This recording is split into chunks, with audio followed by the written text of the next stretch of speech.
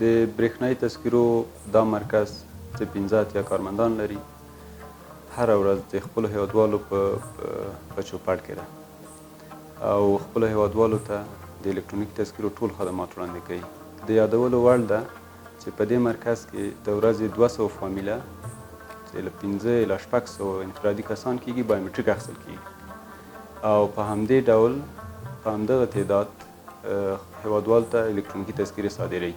د احصایې او معلوماتو ملي ادارې دا مرکز چې د کابل ښار 4مې ناحیې سره شمالي سیمه کې موقعیت لري ویاړي چې د الکترونیکي تذکرو اړوند ټول خدمات خپلو هیوادوالو ته وړاندې کوي.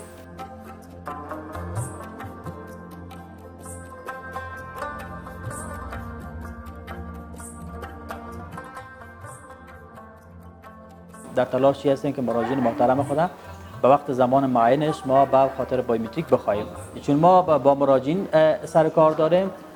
تلاش ما نمیسته که با حوصله‌مندی کامل بتونیم که مشکلات مراجعین ما دریافت کنیم و با شعبات مختلف صحبت کنیم که این مشکلات به اصلی وقت باید حل کنه. همکاری الحمدلله خوب است، از کل راضی هستیم و قانون به مراعات مردم در نوبت است. کارمندا کار خود پیش میبرند. دیگه اصلا تا کامل دیدیم کل چیز بانظم است. به خاطر تذکره برقی آمدیم. خواهشمندم که کل مردم باید از این تذکره بگیرن، تذکره برقی بگیرن. راضی هستیم از همکاریشان، خیر ببینن، خدا جان جور بتشان، تشکری میکنیم، بر خدا خوب میکنن، همکاری میکنن، خیر ببینن، خدا کتشان خوبی کنه. بی کوم مشکل، بی کوم واسطه، بی پیغام خپل نوبت د ان شاء الله هر شی ډیر په صحیح طریقه کیږي او خپل تذکره باید واخلي. سره له دې چې زموږ په همکارانو کاري فشار ډېر لوړ ده، هیوادوال د الکترونیکي تذکرو لپاره زیاته مراجعه کوي. بیا هم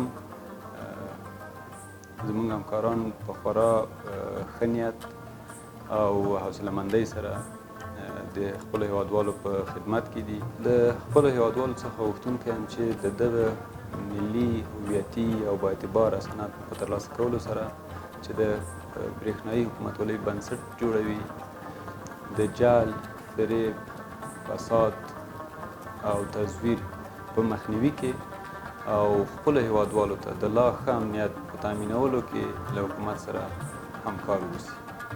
د الکترونیکي تذکرو اړوند خدماتو کې خورا چټکتیا راغلې، پروسه چټکه او روښانه سوې ده.